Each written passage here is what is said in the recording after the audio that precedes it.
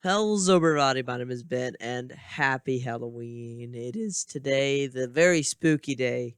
I've been waiting to make this video for a while because I wanted to save this one specifically just for Halloween because this is a minifigure series, one of my first ones, or I guess not really one of my first ones, but kind of in the middle of the ones that I made, but it is the second one that I posted on YouTube, and that would be my Monsters minifigure series. Now, for most of the ones I put on here, I can't decide, but I don't think I'm going to narrate them.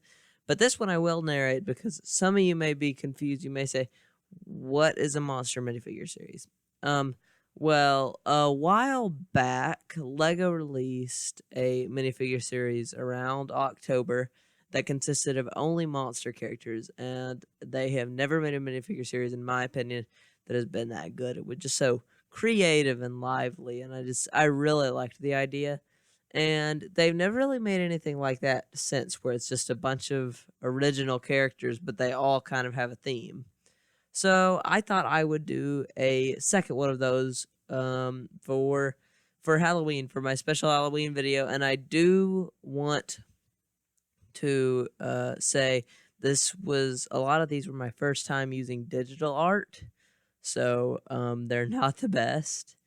And I also want to say, since these figures are all made up, I had to draw inspiration from a lot of different places, and also I don't know, they're probably not very close to what Lego would pick, but since these are figures, they're I don't know how to explain it, but since these are figures that are like kind of random and Lego would make up for the series, I'm open to suggestions. I'm not sure if Lego would do exactly what this is, but this is just my own ideas. So starting out, this was my first ever digital art, this figure right here. So he does not look very good, but this would be the vampire. Surprisingly, the minifigure series, the original monster minifigure series, did not have a vampire in it, which is weird because it is vampires are usually the main symbol for Halloween.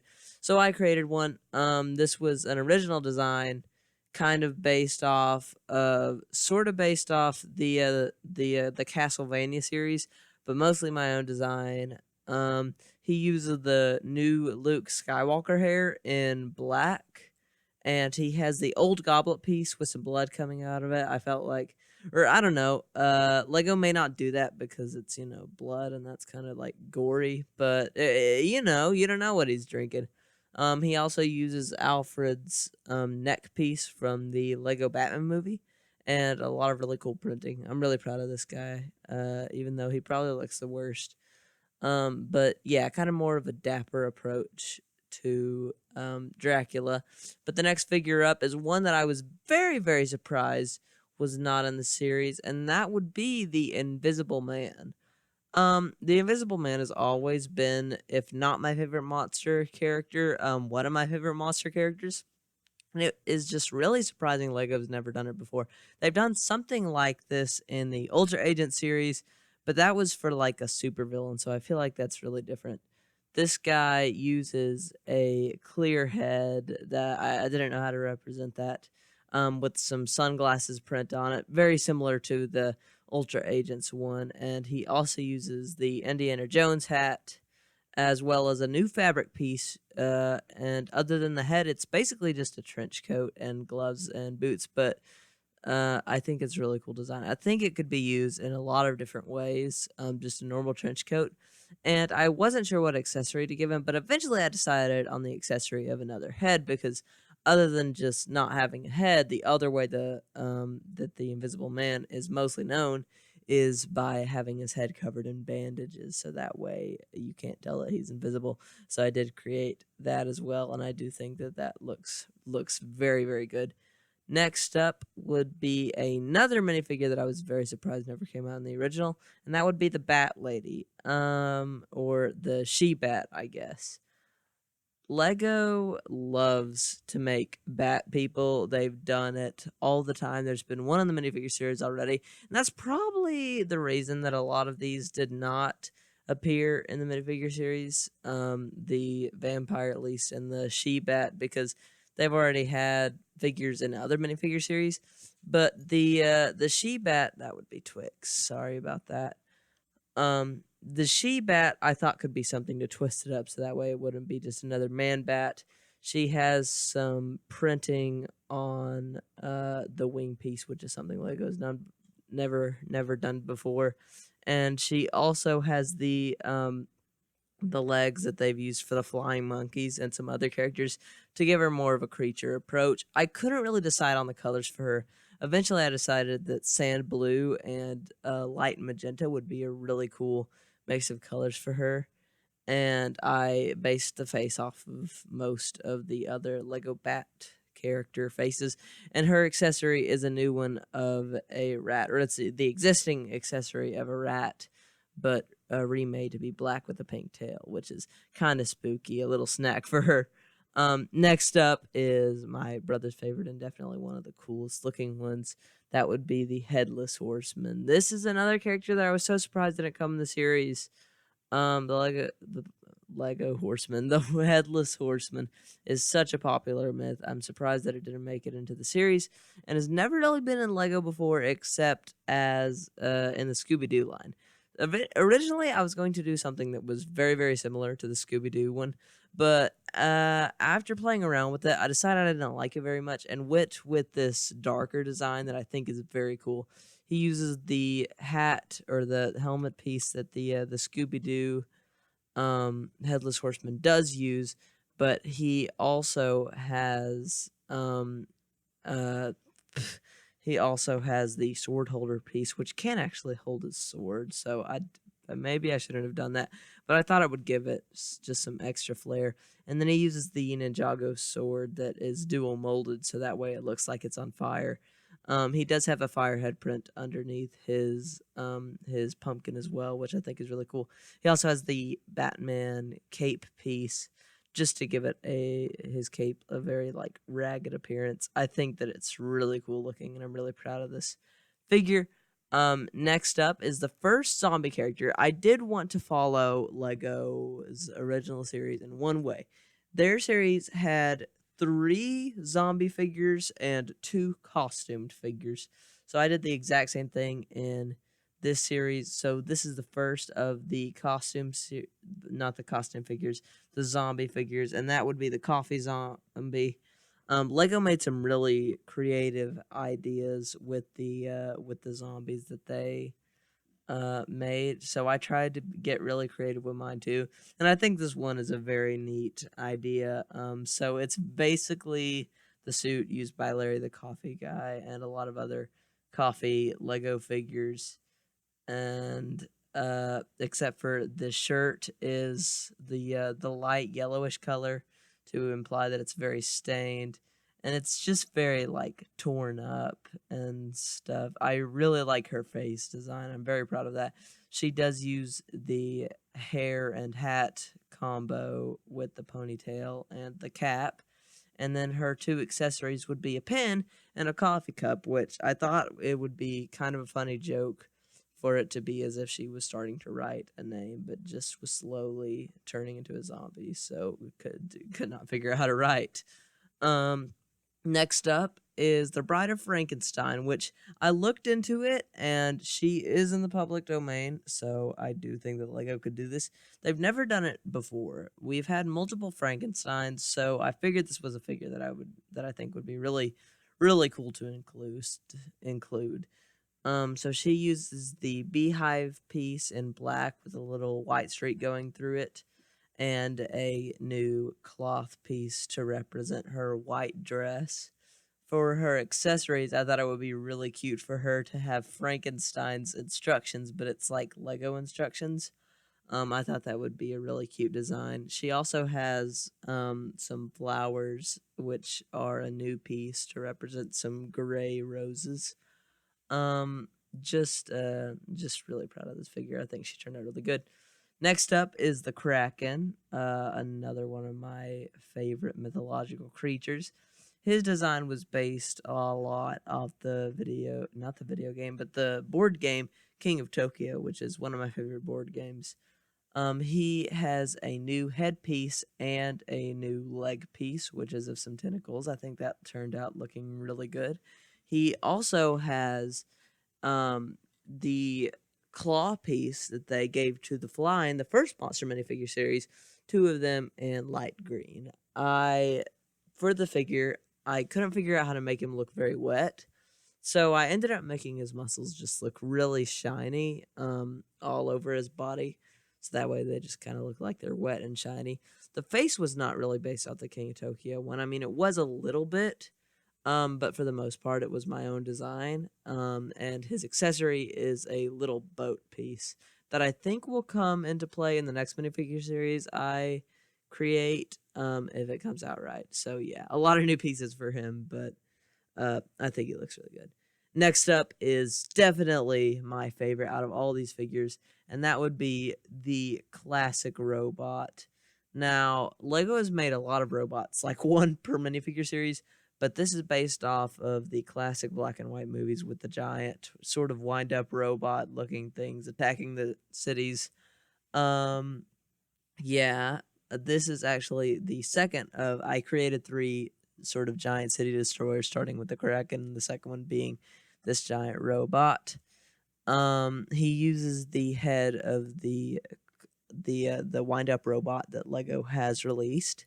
He also has some dual molded legs and just a very sort of cartoony design with some random buttons and knobs and things. And between like all of his legs and stuff, I kind of created an elastic sort of spring design just to emphasize that very cartoony look. And his accessory is actually the mad scientist that was in the first minifigure series, because I just thought that could give a little lore to that figure. I forgot to mention that he does have the older jetpack piece to represent some fuel tanks on the back of him. Really, really proud of that figure. I think he's definitely my favorite. Next up is the second zombie character, which would be the surfer zombie. This was sort of inspired by something that me and Animation Avenue talked about a couple years back. So yeah, he has a brand new hairpiece, and you can kind of tell that because I draw very differently than Lego pieces are created, and a new fish piece that is actually in the hair. And it is supposed to represent the skeleton of a fish, as if he has some fish skeleton stuck in his hair. I think that's very funny. And then I kind of took some inspirations from some different surfer outfits that I found online, and the ones that have already been in the Lego minifigure series, to create his surfer attire. It has a couple rips in it, not that many, and those rips actually have some water coming out of it, and his head has some water on it, as if he's just come out of the water. He has a surfboard as an accessory, of course, that has a bite out of it. Just thought that could be something fun, maybe to indicate that he was attacked by something, or maybe he just bit the surfboard. Either way. The third of the city attackers, I probably should have put them all in order, is King Kong, which is another figure that Lego has really never made. And I figured that he'd go really good in the series, and I'm not sure why he wasn't in the first one. But he uses the new mid-legs piece, because I figured if you watch the Lego Batman movie, they actually have King Kong in that movie, and he actually uses mid-legs. That was before they were even introduced, so that was kind of a sneak peek at them being used. So I decided to use the Gorzan head as well, because I thought that represented his face better than the gorilla suit guy. And for his accessory, I gave him a little building made out of 2 Lego bricks and an antenna on top of them. Next up would be the slime guy, which is another one of my favorites. The slime guy is definitely the one who went through the most changes. There are a lot of figures on here that I could not decide on, but this one I had a lot of changes. It started out as a slime guy, and then I made it into a slime girl just to change it up a bit, but I didn't really like how that turned out. So just very last minute, like yesterday, I decided to change it into the slime guy, and I think this is definitely a lot better. his accessory is of a hot dog that has some slime splatter on it. And he has two new pieces, one for his legs and one for his head, that are very sort of melty and stuff. And I think his facial expression is just very cute, just a simple smiley face. I put some bubbles throughout him and some other sort of details to make it look like he's kind of melting all over. So yeah, that's the slime guy. Next up is another sort of interesting one. I don't know. This one I'm not the biggest fan of, but I just thought it could be an interesting idea to have a creepy doll, and eventually I decided on the creepy bear. So this is basically a teddy bear that's sort of been through a lot, kind of a scary looking guy. He uses the panda bear head from the panda guy from the Lego Movie Minifigures series, and some short legs to make him look like a small panda bear. He's in a dark brown color, and he has a gray ear to represent that he's like kind of been taken apart and put back together with different pieces. So he has a lot of stitches in him and stuffing coming out. And he has a balloon as an accessory. I kind of couldn't think of an accessory, but I decided on that one because I thought it was kind of cute. Next up is my favorite of the zombies, and that would be the zombie tourist. And man, I think this guy turned out really good. So starting from the top, he does have the scarecrow's hat to represent a sun hat. I wasn't sure what sort of hat to use. I was going to give him a new one, but eventually I decided on that. And it is in a new color, blue, with a yellow string on his face. He's very inspired by just sort of tour guides. I don't know. So he has some lime green, cheap sunglasses with one of the lenses come out. And he's kind of got an ooh face like he's looking at something neat. I don't know. I'm just really happy with this figure. His shirt is definitely my favorite part. I'm really happy with it because it is based on most Hawaiian print shirts, but instead of having the standard print, it instead has it is Monster Fighter references. These are all moonstones, and Monster Fighters is probably my favorite Lego theme. So and I felt like since this was the Monster minifigure series, it should be referenced in some way. Then he has like a fanny pack and some pink flip-flops. Just I really like this guy. But he has for his accessories a camera that is yellow with some black printing to represent a disposable camera, as well as a little pamphlet. Sorry, a little pamphlet since he is a tourist for the ghost bus tours. Hope some people get that joke. For the last figure, I wanted to dive deep into some other sort of mythoses because most of this is Western. Most of these are Western monsters. So I wanted to include a monster from a different sort of place. And I immediately thought of my favorite Japanese monster, which would be the Kappa. I think these guys are really cute, and I just really like them. So I wanted to put one in here. They're not as popular as most of the others, but I just thought it could be fun. So he has the old man hairpiece to represent how he's bald on top with the water in place of his head, and he has a beaked face. I think that face turned out really good. He also has the oh man, I can't think of it. The Teenage Mutant Ninja Turtles shell piece. And I was not sure what to do because that has a belt on it, so I actually gave him oh my gosh. Actually gave him some belt printing on the front in dark red with some yellow, some golden details. And for his accessories, he has a purple fishing pole and a cucumber, since one part of the mythology is that if you fed them cucumbers, they would be your friends. But moving on to the final two, which are the costumed minifigures. For the first one, I wanted to include one little kid and one bigger kid.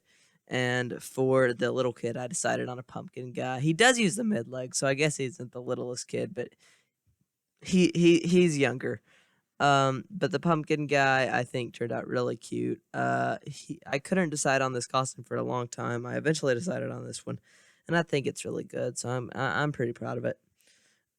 So he has a new hair piece to sort of have a pumpkin hat on top of some hair, and then a new neck piece to represent the rest of the pumpkin that is sort of around his body, as well as some green printing on his mid legs and green hands, just to spice it up, give him some different color. And his accessory would be a little basket to represent a trick-or-treating basket. Something just fell. And the last figure is another one of my favorites, and that would be the dinosaur suit girl. I don't know why Lego hasn't done a dinosaur suit person before. They've had like a lizard suit guy, but that's really it. The dinosaur girl, I think I'm very proud of.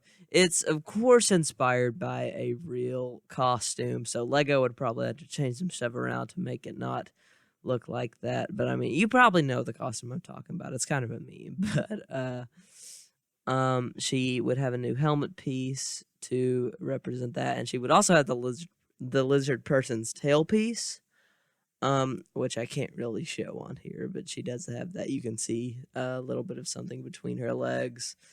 And for her accessories, she has a piece of dynamite chocolate and a little jack-o'-lantern.